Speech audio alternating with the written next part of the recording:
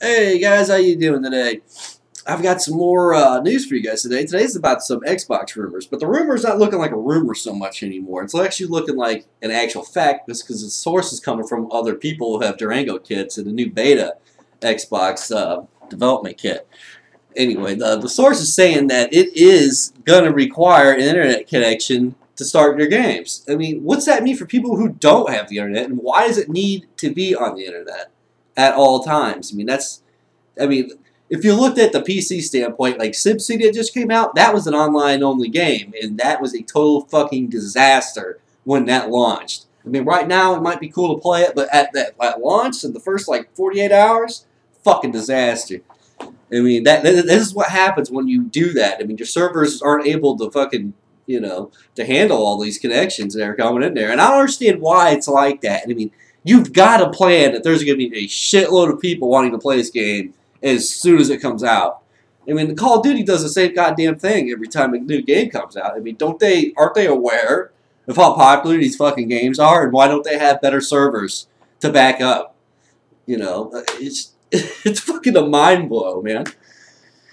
Anyway, yeah, so this is going to be an online-only console, and I'm like, well, what happens when people don't have the internet? You just can't play the next Xbox? I mean, what kind of shit is that? I mean, even if what if, like, your internet's not even that good? Like, you only want it running, like, 1 to 2 megabytes a second. That's like your down speed, like 500 up. Yeah, what's that mean for them? It's like, it's not that good. It'll say, if you do have it connected all the time, it will be able to handle connection drops, but only, like, if it's, like, a connection drop for more than 3 minutes, then the troubleshoot will come up. And I can see, like, what if you're playing, like, Call of Duty or some shit in the middle of a fucking match, and then boom, that fucking happens, just kills your entire game. You gotta get right back into the game, and then you gotta get into the multiplayer menu, then you gotta find a fucking match, and then you gotta connect to the match. I mean, goddamn, it's like 20 minutes just to play a fucking game. I mean, Jesus, Microsoft, get your fucking head out of your ass. I mean, god damn. So, we already got the PS4 coming out. The PS4 was rumored that it was going to do that as well, and plus block used games, but they've came out and said, bullshit, no, we're not doing that. And that's a great move for Sony right now. I mean, I can honestly see my prediction for this next gen is Sony is just going to dominate it. That's what I think. Especially if Microsoft goes through with this online-only console, and if they block the used games.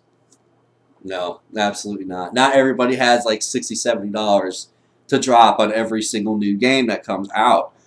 I mean, that's just where we are right now. That's reality. I mean, with this economy right now, no fucking way, dude. You can't, like, no. I mean, Microsoft sucks anyway, if you think about it. They're kind of really on a fucking downhill, just downhill, dude. Let's actually see if the next Xbox will actually last more than like 3 months. Because remember when the 360 launched, there was fucking like 80% of all the Xbox 360s were fucking with Red Ring eventually. I mean, that's just fucking...